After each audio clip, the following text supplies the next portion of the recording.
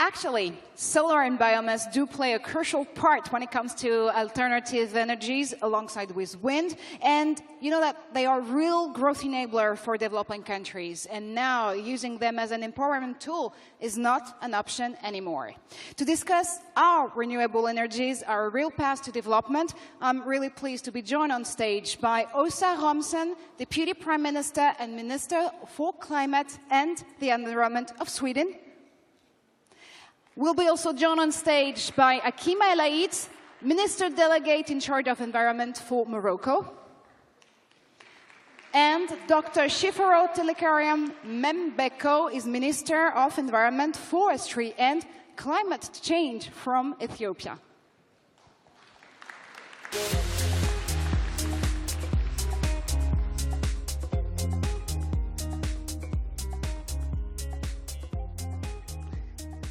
And well, actually, as we're waiting for Dr. Mbeka to join us on stage, ladies first. So actually, the question here, of course, when we're talking about Africa is how to reduce the consumption of electricity, but of course, how to bring electricity to the continent. And I guess that you do have... Oh, and we're also joined, actually, let me just recap the panel in here, by Dr. Khaled Fahmy. You're the President of EMSEN and Minister of Environment when it comes to the country of Egypt. So, first, ladies again, I'm going to start with you, Minister Delegate El Aid. What is the new growth path for Morocco and its region when it comes to renewables and when it comes to energy and climate change? Quelles sont du coup les actions que le Maroc peut prendre de façon très pragmatique pour prendre action pour le climat et pour utiliser de plus en plus d'énergie renouvelable dans sa consommation? Merci, Excellences, Mesdames et Messieurs. Je voudrais vous dire que je viens d'un pays qui ne parle pas de climate change, mais qui parle de climate chance. Wow. Et je voudrais aussi vous dire que dans mon pays, on importait 97% d'énergie fossile à partir de l'étranger et que ça pesait sur le budget de l'État marocain. Et que aussi notre pays, pendant des années, a financé les énergies fossiles. Et ça pesait lourd sur la caisse de compensation. Et à chaque fois qu'un de nos gouvernements voulait lever les énergies fossiles, on avait peur que l'impact social soit plus fort et qu'on ne pouvait pas toucher. Alors ce qui s'est passé au Maroc est juste une révolution. Une transformation, j'adore ce mot, une transformation. Et celui qui dit qu'on a besoin de changer, moi je dis qu'on a déjà changé.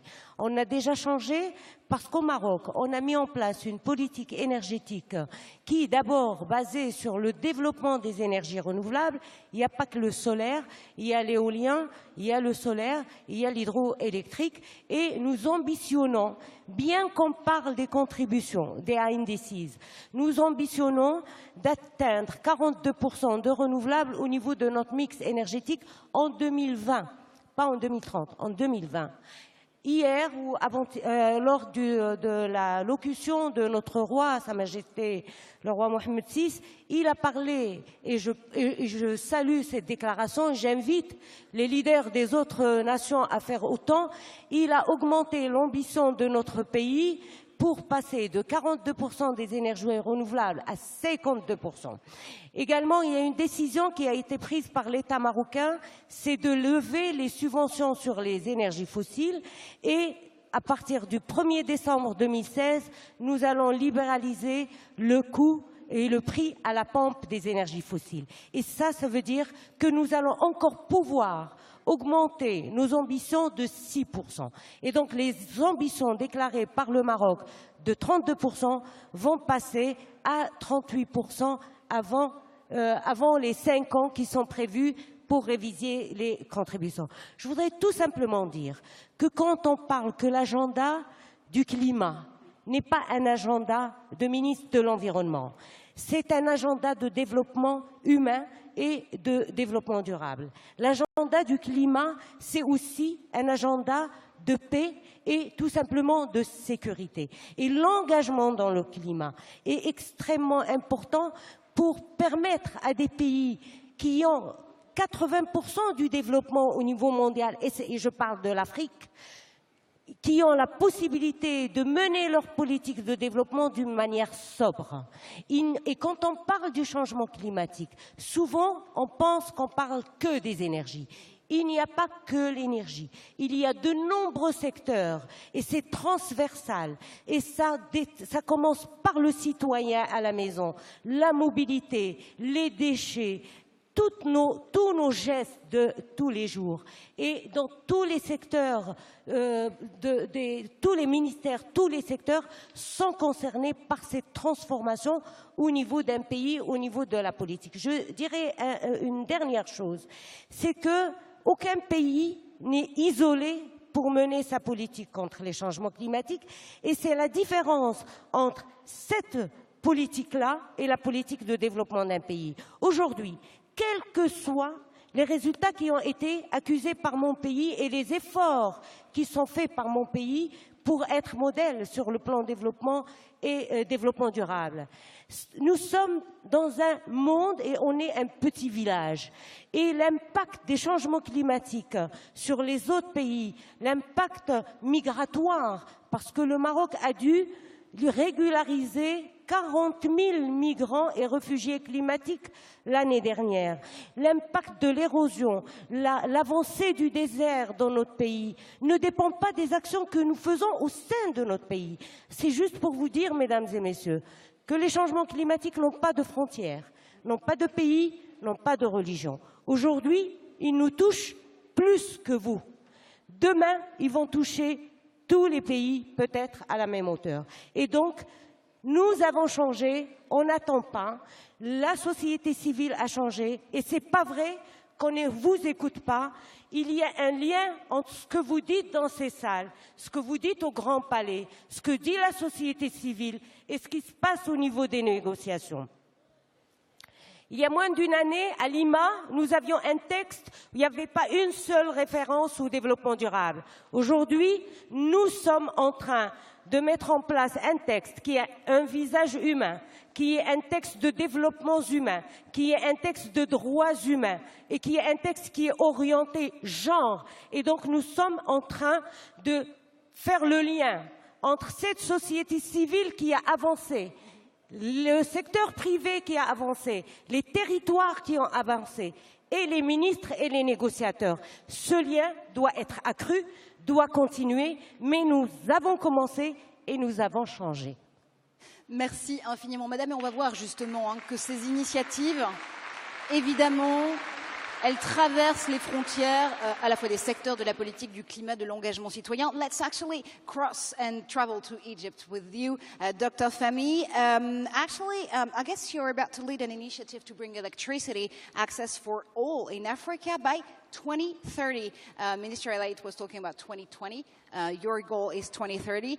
And the beauty of it, actually, is that you will use clean energy to do so. Well, thank you very much for the privilege to be here. Your mic is already open. You just have to hold it like that. Just on your chin, and you'll be safe. Yeah. Thank you very much. Thank you so much. Thank you very much for having me. It's a pleasure and an honor. Let me go straight to the subject. African countries, and since I'm the head of the Conference for African Environmental Ministers, African countries are primarily looking to economic development. Okay?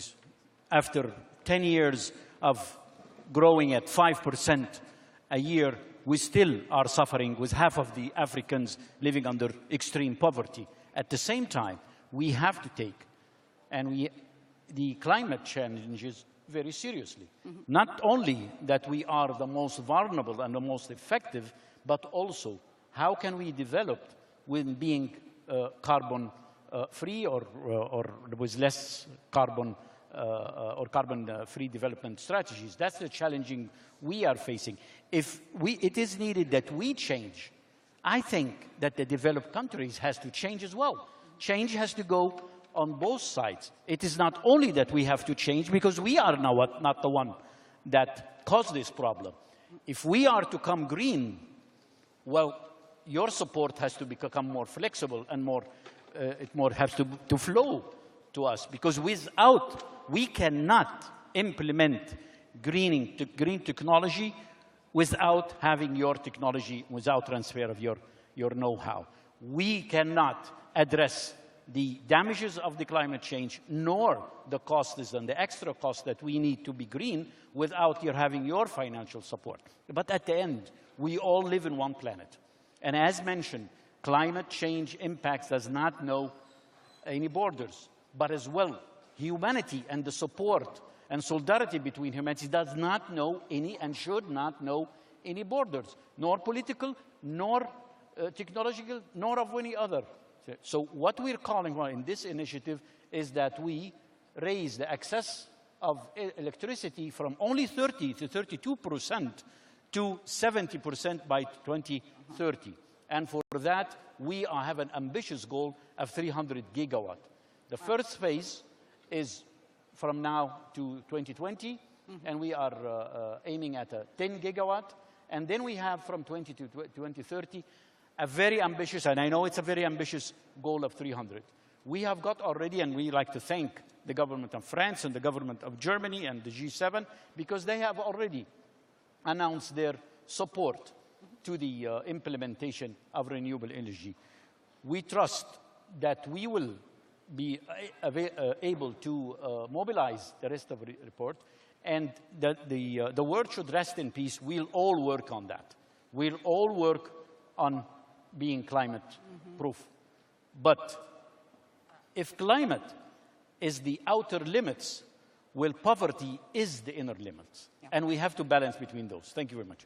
Thank you very much. And I see that Minister Rumson was nodding. We'll go back to developed countries such as Sweden in a few seconds. But first, I would like to hear from your initiative, actually, Minister Mbeko, because I get that Ethiopia is also leading an initiative which goes behind its borders. Mr. Elliott was saying from climate change to climate chance. Is that a chance for you too?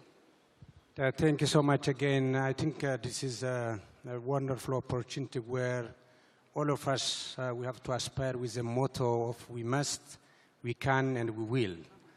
Within that very regard, Ethiopia is considered to be a water tower as well as a powerhouse because of the mountainous nature of the nation. And we have very ambitious targets to make sure more than 95% of the power is actually coming from the renewable sources. We have a huge hydropower potential, which has 45,000 megawatt. The same is true with the wind, solar, and geothermal. And currently, a number of engagement has been going on. One of the what we call a flagship Ethiopian Renaissance Dam, which is generating more than 6,000 megawatt is going on. And our vision is not to deal with the nation alone, also to contribute our own share to our own neighboring countries. And by doing so, there is already a plan to reduce more than 19 metric ton, which is like 19 million this time, from not only at the domestic level, from also our neighboring regional state, national states. We have also abolished what we call a fossil fuel subsidy, which is equivalent of 600 million USD every year, and that translates into investing again back to the renewable resources. One important point which I would like to mention at this point is we wanted to clear the capital city Addis Ababa from solid waste, and there is a plant which we call from waste to energy that cleans environmentally the whole capital town with a ton of 1.4 million kilograms of solid waste translated into power of 50 megawatt, 20,000 bricks, as well as more than 15,000 green growth job opportunities. So we feel we have a partnership, we have a commitment at home, and if you complement the same with global as well as regional partnership, we can achieve more and we can curb definitely the climate change and its effects in the forthcoming time. Thank you so much. Thank you very much, too. Well, actually, let's move up north with you, Deputy Prime Minister Rumson. And I guess that Sweden has a huge ambition here. It's becoming one of the first fossil-free nation in the world, and you're actually challenging also other countries to do so and join the initiative. It's an ambitious bet, but is it actually achievable? Thank you very much. And I think it's very important that we now talk about that countries in the world need new pathways for development. And that's a pathway going away from fossil carbon into renewable and into fossil fuel-free future. And for Sweden's position, it's, we can see today we are built on revenues from steel and paper industry, but our development has not finished. Because climate change today question in the grounds the model of development pathway and questioning it fundamentally. So for a developed country like Sweden, it's important to develop further and also having the position, a good position I would say, we have nearly managed to phase out fossil energy from the sector of heating and electricity and we need to see that carbon tax has been instrumental in that, to deliver that. We have also seen that phasing out fossil fuel have given us better air quality, better health, and actually strengthen our economy. And that makes us sure that we are ready to take the next step. And that is to make the reforms that Sweden will be one of the world's first fossil-free nations.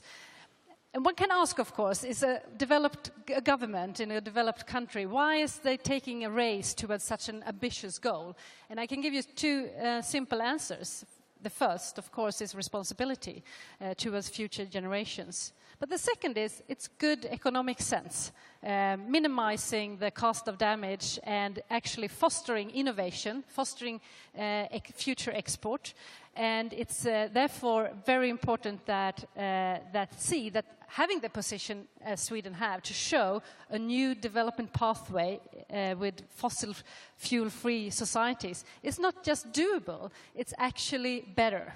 So, and I would just remain saying that doing this in practice is not possible just for the government to go out speaking. We need the cooperation between state and non-state actors. And for that, I was really happy to see that parallel to the Lima Paris Action Agenda, nations like Sweden can and had done initiatives that we have fostering a cooperation mentality together with the Swedish towns and cities, together with Swedish companies like the IKEA, like Volvo Group, like Ericsson and H&M, and yeah, but that's not Swedish, but they are here speaking very well about that this is also a business opportunity. And I think when we can cooperate, state and non-state actors, we actually see that this is going further. And that's why I can sit here today and challenge other countries, other partners, to take on the challenge to become fossil-free nations, because I want to know who will be first. And I'm happy to see that there will be a lot of other actors wanting to take the challenge of fossil fuel-free world. Thank you. What a challenge, actually. Thank you so much. And so we've heard what kind of example Morocco, Egypt, Sweden, or even Ethiopia are giving us to take action, must, can, and will take action. And again, I'll keep that sentence, from climate change to climate change. Thank you so much. You're released from duty on stage.